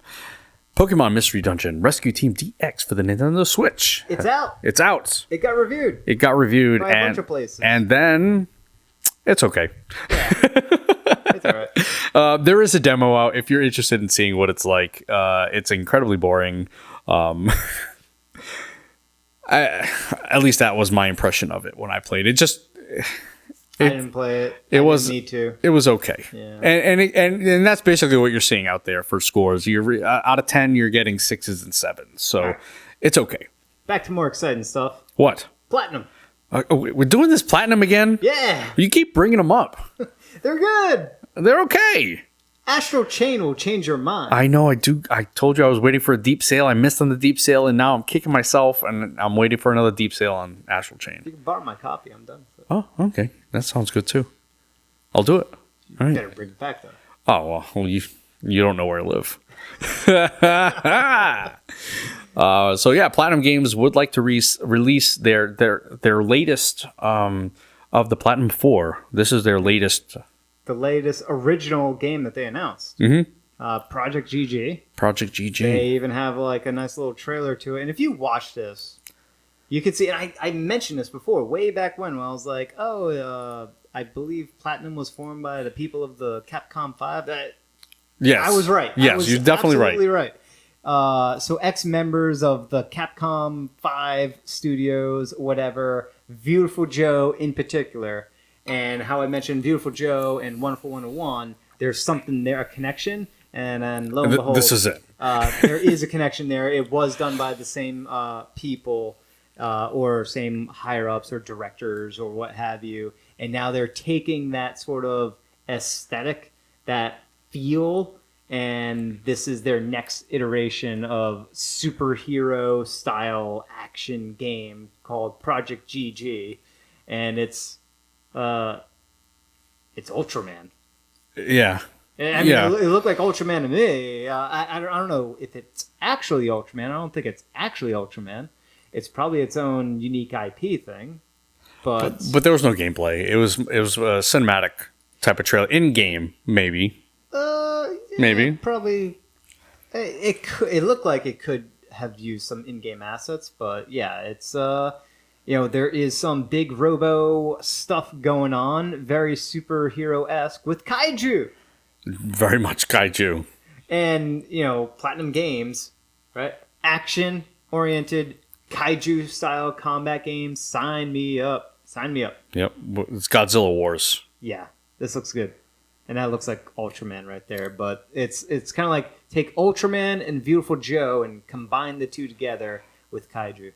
And Power Rangers. Project GG, a go-go. And a go-go is also a nice wink and tip of the hat to Beautiful Joe. There you go. And if I could throw the, I think... Easy, we're not doing gang symbols here. Well, I think that's Beautiful Joe, right? Henshin a go-go, baby? I don't know. Like I have no idea. Yeah. Okay, I'll take your word for it. Yeah. I hope you're not flashing signs out there that I don't... I'm not Okay. flashing signs. I think I got the hand symbol correct. I could be off on a couple fingers, but Oh, boy. it's something like that. We're in trouble. We are in trouble. You can edit it. I can't. Yeah, I'm gonna blur the entire thing out. But the entire thing. Now I have to pull up the Henshin a go-go. No. We don't have to do that. So can we get off the Platinum Games discussion? We are off the Platinum Games discussion. It's We've gone. dedicated single episodes to Platinum Games, and now they've been in the news way too much. Let's talk about something that we don't typically talk about whatsoever, and give the spotlight to this last little tiny. Yeah. Nugget in So we barely. I don't think we've ever talked about this game. A game called Fire Emblem Three Houses. Yeah, I never heard of it. Their developer, Intelligent Systems, has silently been growing. Yeah, I mean, indie developers are typically pretty silent. Do you consider them indie? Well, I don't know if I would. That's see, a very big staff there. they only have 169 employees. Yeah, that's not indie. That is not indie at all. So I don't want to go back to 2011. I think that's just way too far. Well, what the growth is, and that's very promising that they've been growing, and this is on track since Fire Emblem Awakening, which was their major hit. That was a game that really set them, that really start to lubricate. What are you trying to say? When you're starting to generate money, lucrative. Lucrative. That's when they really started to become lucrative. You went from lubricate to I was close. Yes, very close. Samsonite. What? That was way off. Was Fire Emblem Awakening on 3DS. That was their standalone hit, and since then, that game, it looks like they started with 130 employees, and then since that time, which was way back in 2011-ish, they have now grown to 169 employees. Yeah, so they've grown about 40 employees, which actually, and honestly, doesn't sound like that much. That is a strong amount because that's more than 25% of the company. Okay. So they've grown by more than 25% over the course of the last 9-ish years. Right. Now, it does break it down into as far as where those people are in terms of what position. So graphic designers, programs. It doesn't say what they were at initially. I'd actually be more interested in finding out where those people were or what those numbers were back in 2011 or whatever it was, to see in what department have they grown in. My guess would be most of it would be in graphic designers because, 3DS and DS and prior portable systems, and even Fire Emblem Three Houses, you can kind of tell, like, they're not the most graphically impressive looking games. No, but there's definitely a big improvement from the 3DS days to the Switch days. Big time. So that also leads me to believe, like, are they working on something else? I mean, at this point, you would think hopefully they'd jump the ship to start working on something else. Well, they just finished the DLC, launched it, right? So and now they're done. The entire season of it, and they did that in 6 months' time, give or take. That's awesome. It almost makes me believe that they've already almost done with that DLC. And keep in mind, Fire Emblem Awakening came out on 2011-ish, and then they did Fire Emblem Fates, which is pretty much 3 games. Yeah. They did the Shadow whatever remake of Fire Emblem Gaiden, Fire Emblem Gaiden. I don't know. It was the sequel to Fire Emblem, way back, I think, in NES days. Many times ago. Yeah, Gaiden. Fire Emblem Gaiden. That was the Shadows of Valor. I'm taking all your word for this. Like anyway, they did that Fire Emblem game, and then they did 3 Houses, and then they're also releasing in between those 4 Fire Emblem games in the past 9 years, which is very often, because that's, give or take, 1 every 2 years, which is very impressive. They were also doing Paper Mario Color Splash, and the other Paper Mario games, Sticker Star, right, and a bunch of other games, some WarioWare games that they were making. They've done a lot of games WarioWare. You didn't realize that they were responsible for. Right. They've been doing these other games. I didn't realize they were responsible for Color Splash. Yeah. So, and the reason why we found that information out, we want to see what else have they done, and they've done a lot of other stuff. Like, I want to see something nowadays. Like, I kept that tab open. There we go. I want to see what they're working like. Obviously, they nailed Fire Emblem. They've nailed that strategy, tactical RPG. I want to see what else they can do, RPG-wise. Yeah, Fire Emblem Awakening came out in 2012. So that means in less than 7 years, give or take, they released 4 Fire Emblem games. Right. In addition, the Paper Mario, Sticker Star, Game & Wario, some weird names I can't pronounce, Pushmo World, another original game that I remembered as soon as I saw the name, Codename Steam. I didn't know they were behind that. Yeah, that was like a weird, quirky, steampunky, but with like the founding fathers of the United States. Weird game. Stretchmo. What else they have over here that's weird and quirky? Another WarioWare game. So that's a lot of titles over the span of just 7 7 to 9 years. Mm-hmm. I mean, I don't want another WarioWare game. No.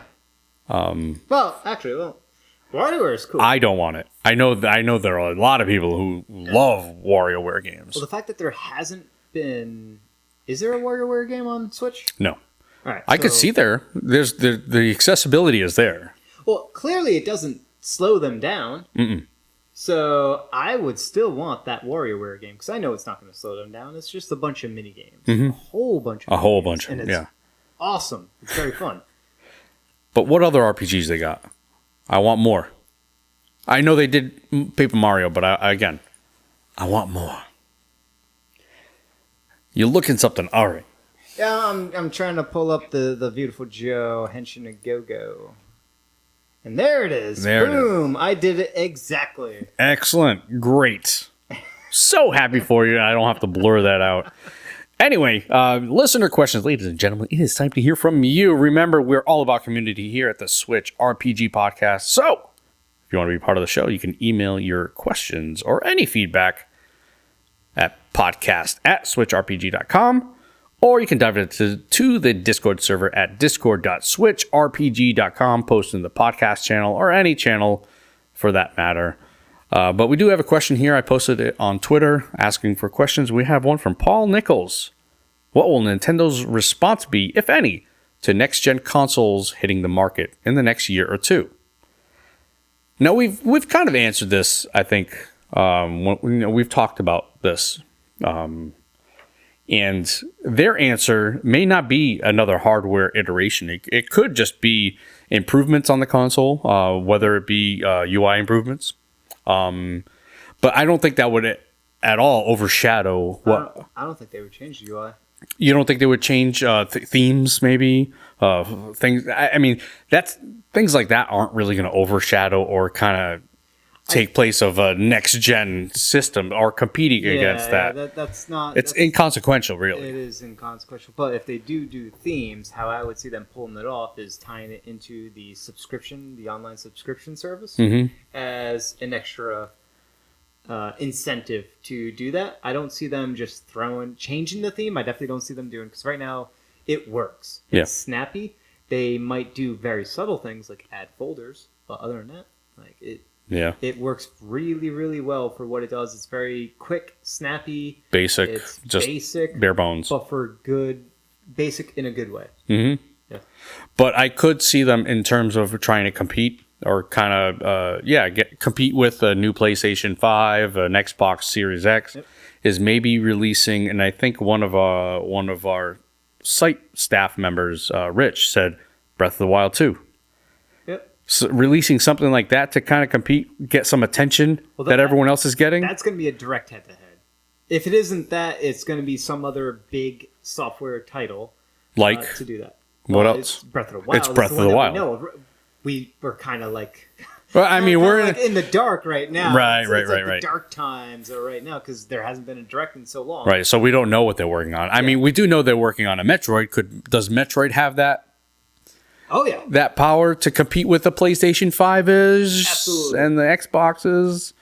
Absolutely. Metroid, if Metroid ever comes out, say goodbye, sell all your Sony and Microsoft stock. So, again, where Nintendo falls short is they're not going to have another hardware iteration. You're not going to see the Switch Pro or the next Switch console at the same time as the PlayStation 5s.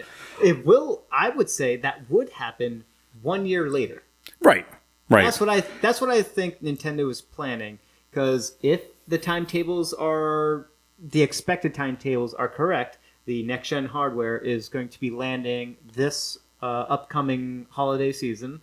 So the end of this year, we're going to get the PS5 and the Xbox Series X. And I think Nintendo is going to intentionally wait 1 more year later from that in order to release the next iteration. Right. So that's not in direct competition with the current gen that's coming out. So, I mean, it will be when that comes out, but in terms of like here and now, it's probably going to be software. Software related. I think that is a good legitimate answer, right? Because when PlayStation 2 came out, when the Xbox 360 came out, right?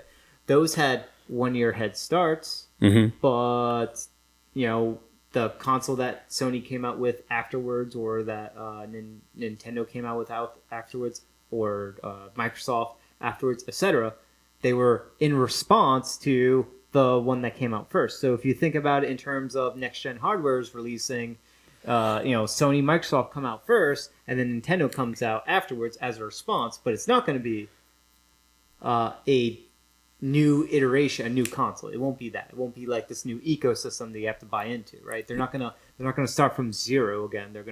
It'll just be a hardware refresh, basically. It'll be a pro version. It'll be a 2.0 version. It'll be the same thing, same ecosystem, same supported backlog of games, but with better hardware. But it ain't going to be releasing, this year or early next year. It's probably going to be, late next year. Right. But in terms of competing with them, it would have to be something software related. We're not going to see that hardware coming into fruition at this point. I'm in agreement with that when competing on date, right? Right. Yep. Yeah. And that's what I'm talking about. At some point, we're going to see that 2.0, the HD or whatever. It ain't going to be Metroid because that game is still far away. You don't know. It's still far away. You don't wish know. It was out.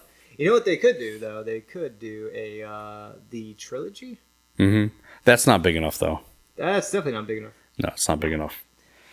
All right. Thank you, Paul, for submitting that question. F-Zero is my answer. And for your prize, you get nothing. We have no prizes here. Upcoming RPGs for the... yes, we get a round of applause. Upcoming RPGs, we have Langrisser 1 and 2, which actually released yesterday or today or something. Last week? Not last week. This week? This week. Okay.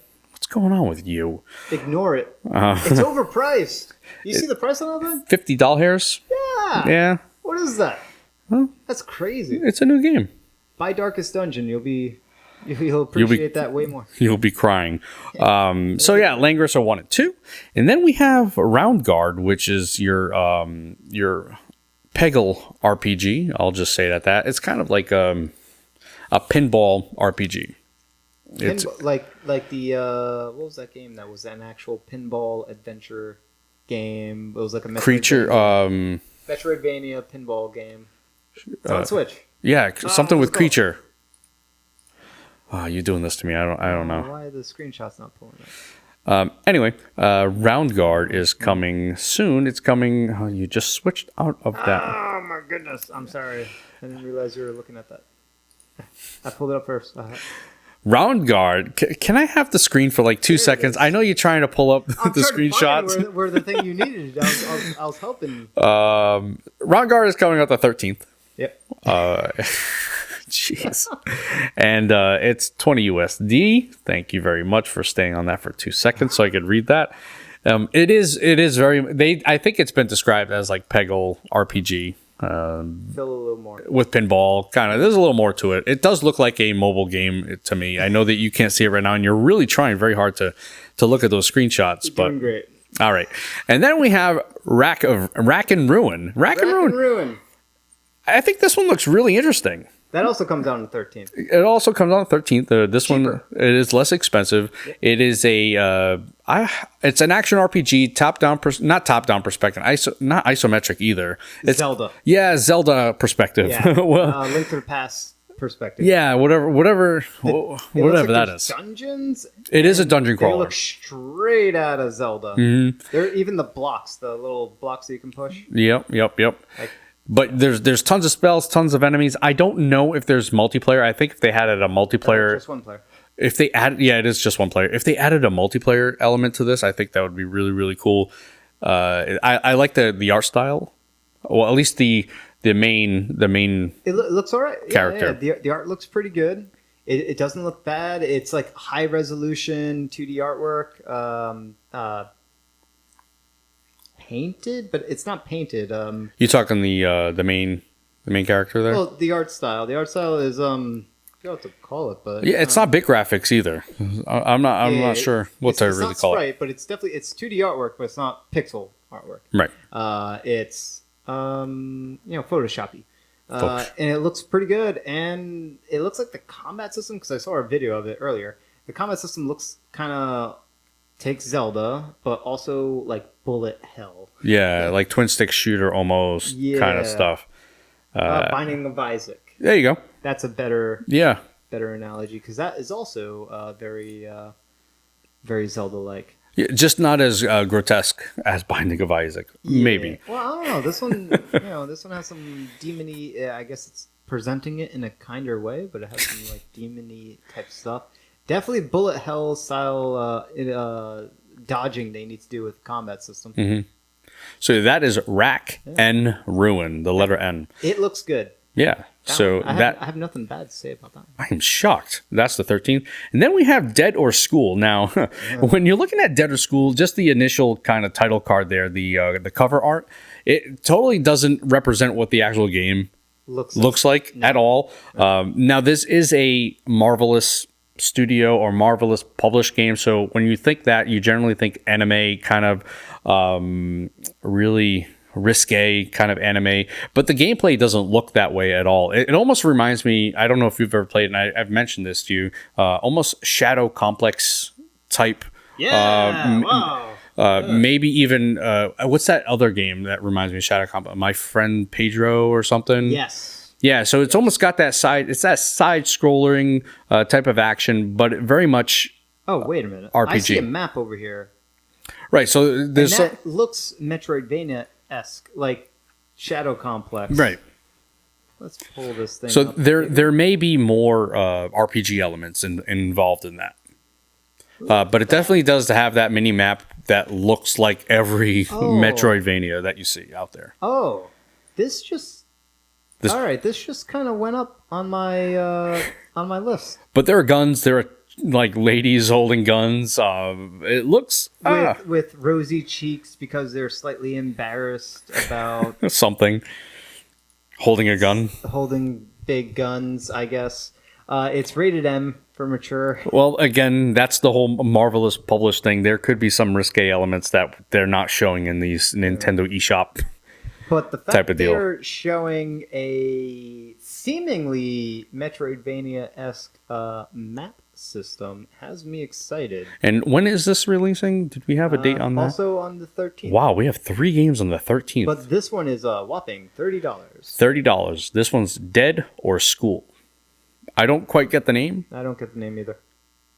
And like I had mentioned, the cover art looks nothing like the gameplay. Maybe in the dialogue, it does when the NPCs are talking to each other. Yeah, maybe there are character portraits that are anime, but the gameplay doesn't look very anime. It looks more realistic, or at least anime characters or 3D models, but in a realistic 3D world. Mm-hmm. I hope we're describing this well. Yeah. And then we have Alder's Blood. Yeah. Alder's Blood is a strategy RPG. Yep.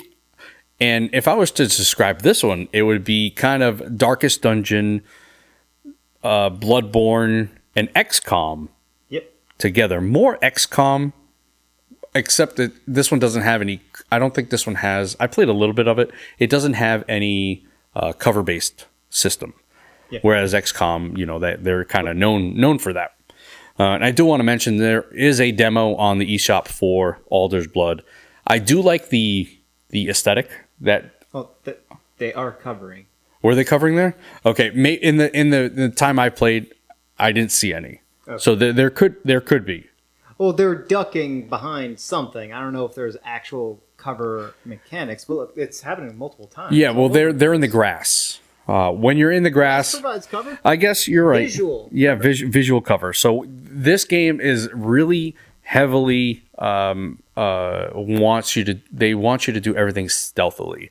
Now you do have guns. Guns attract a lot of unwanted attention, so you want to use them kind of sparingly. So you really want to kind of, again, we're actually seeing it right now. You want to stay quiet, stay hidden. You want to try and do this as stealthy as possible. They've implemented mechanics with wind and rain that have, if you see the wind, if you're downwind, enemies can smell you and they instantly know what you are. That's what those lines are. You can throw pebbles and it'll attract attention. There's all sorts of stuff you can do. And if you're into kind of these strategy RPGs, take a look at Alder's Blood. Also, like I had said, there is a demo. Check it out.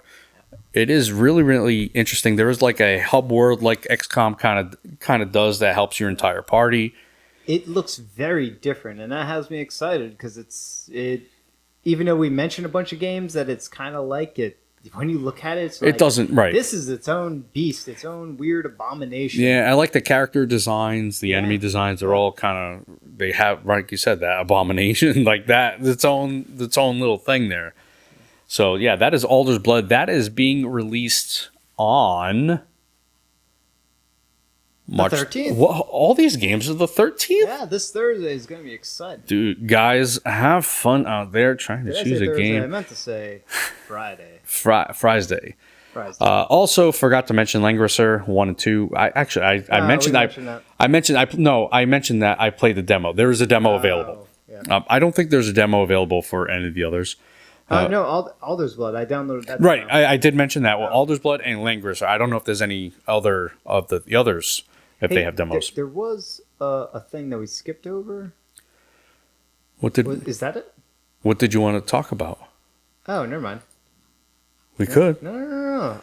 I don't know if that was something that we were supposed to skip over or not skip over. You talking about PAX East? No, we talked about that. Oh, okay.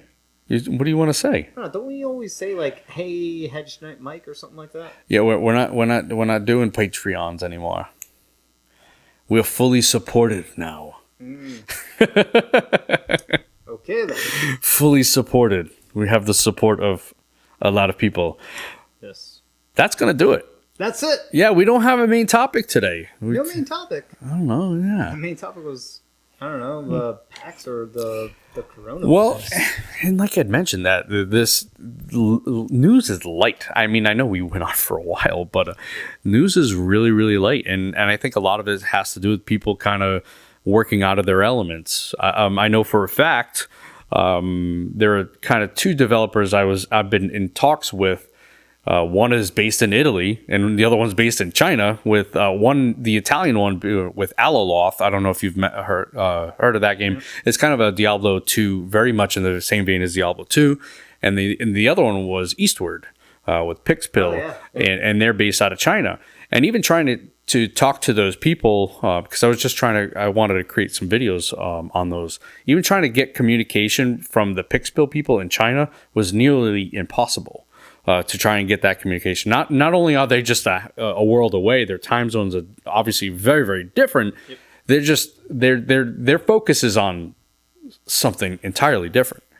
They don't even. I mean, yes, they're working on their game, but that's like secondary at this point. Yeah, it's where did I travel through, and did I expose any part of my body to some surface? Their mind frame is on something entirely different, and whereas even with the Aloloth people, just trying to get where their mind frame is, they're in Italy, and it just happened that I picked these two that are just kind of just going nuts right now with this virus, and they're in total lockdown. You know what? There is a shakeup. You didn't get it, but remember how we talked about on this show that we're going to go to a Boston Indies? Oh yeah, what's happening? The email for that? What's happening with that? So it's going to get moved. It's postponed to some other. It's because of it was being held at MIT, and MIT has put in place some new policy where stuff like a lot of people getting put together type of thing can't happen, or at least it's going to be postponed to some later event. So that is now gone. Right. I was looking forward to that. Yeah, that was going to be at the beginning of May. Well, like I said, hopefully with the warmer weather, things will change. And that's why I was kind of on the fence with E3. I'm like, all right, it's kind of warmer weather. There's always warmer weather on the West Coast. Maybe it won't affect them as much, but nope. Yeah. People need to plan so far ahead with that. It's such a big event, They kind of had to either do it now or just have it, I guess. Yeah. So that they really needed to make a decision. And they canceled it. And that's going to be it. Yeah. PAX East is probably going to be the last major gaming event, right? There was nothing else since then. For a little bit. No, there's been nothing since then. So good luck with that. Yeah, if you missed out on PAX East, you're not going to have anything unless you do it on your own. Yeah. unless you do it on. And people are just kind of saying that this may, in fact, or last year may have been the last E3 ever. People are that kind of far down on E3, whereas like we don't need an E3. Those are the people that go to E3. The people that don't go to E3, E3 is amazing. Yeah. No, I agree. I think something like that needs to be done, like kind of like a fest, kind of whether it's digital or something. Maybe the ESA can just do some digital only thing. I don't know. The problem with E3 is that the ESA is charging way too much money. Like that's what it is. That is the problem. They're charging way too much. So, like the companies don't want to do it because they're paying millions and millions and millions of dollars to reserve these spaces for such a short period of time, but they are getting the best possible exposure. Mm-hmm. So it's like, well, it's not only, whether or not they have to pay the ESA, it's the fact that these companies have to bring people there. They have to put stuff on. All that stuff you see costs money, not just the spot there. It's peanuts compared to what they pay the ESA. Really? Yeah, what they pay the ESA is ridiculous. Oh wow. Okay, I have no idea. I mean, yeah, I don't know. Why do you think Sony pulls out? It's because I think it's a money thing. Well, I think more with Sony is that they feel like it wasn't really helpful. All right. Why do you think Microsoft no longer holds their press conferences inside of E3? Well, they have their own. They have their own place. It's literally right next door. That's one company. Nintendo pulled out a long time ago. Well, another company. Nintendo still has a major presence there. They still have a presence there, but they still pulled out on doing their press releases. They just don't have. Well, they don't have a presentation. They use a direct, which means they have less space to reserve. Mm-hmm. Right? Sony pulled out. EA pulled out years ago. Yeah. Right. Bethesda they're still there. I actually don't know they're there. Where they're located, but they're on a Sunday. I don't know if that makes it's like a day before the event. Yeah, is when they usually do it. It's associated with E3, but I don't know like how direct, and because it's on a Sunday, whether that falls into like a different category. So it's cheaper. Look at Konami. I know Konami. We don't talk about that. We don't talk about them, but they used to be at E3. Yeah, they're not big enough at this point. For whatever they pulled out a long time Activision ago. Blizzard, they do their own. They do their own thing. Them, I'm not bringing them up, but also Square Enix. They now only do direct style. Video. Right? Yeah. So it's kind of trending that way anyway. It was trending that way, but for what reason? I think the reason is the ESA has gotten too greedy. That's a possibility. I just think it just costs too much money to bring all these people there and have all these sets. If you saw some of the production value that they have there, I can see that costing tons and tons of money, and not having that there, it's going to save a lot of money. Well, they don't have to do that stuff. No, they don't have. Nintendo does not need to put a Haunted Mansion booth. That is for the fans that go there. It is for the fans. Yeah. Where, like I had mentioned originally, the fans were not involved in this at all. When they started inviting fans to go in is when you saw a lot of these grandiose things, these bigger scale things. So, yeah. Who knows? Maybe I went to the last E3 ever. Who knows? Lucky. I killed it. Lucky. And that's going to wrap up today's episode for the Switch RPG podcast. Thank you so much for listening, and thank you to everyone who sent in their questions and comments. Keep them coming. Remember, you can listen to the show each and every week at switchrpg.com, or you can subscribe on your favorite podcast app. If you listen on an app, please give us a rating and review. We want to climb up those charts. I find this really... I read through this thing, yep. and you're doing your thing there. I never waver. I never waver. Hey, you do a great job. Thank you so much. And finally, remember, you can head over to switchrpg.com for all your RPG needs for the Nintendo Switch. Until next time, I'll see you around.